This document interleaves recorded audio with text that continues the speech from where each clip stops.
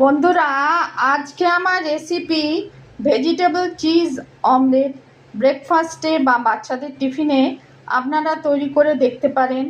প্রথমে ডিম ভালো করে ফেটিয়ে তাতে নুন, গোলমরিচ, হলুদ, কাশ্মীরি মির্চ, তারপর বিভিন্ন ভেজিটেবল, পেঁয়াজ ফেটিয়ে নিলাম। আর আপনারা আপনাদের পছন্দ মতো ভেজিটেবল দিতে পারেন। তারপর গোলমরিচ গুঁড়ো দিয়েছিলাম, কাঁচা লঙ্কা দিয়েছিলাম।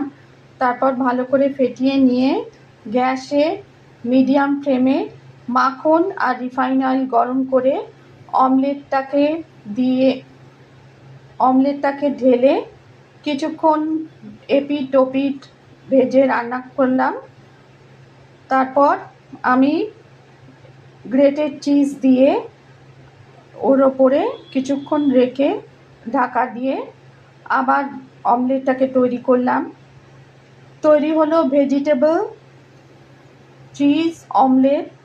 রেসিপি পছন্দ হলে লাইক করবেন, চ্যানেলটিকে সাবস্ক্রাইব করার অনুরোধ রইল।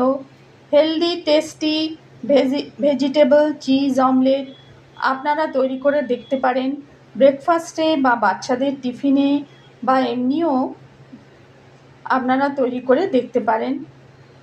Healthy tasty vegetable cheese omelette, mouth melting recipe.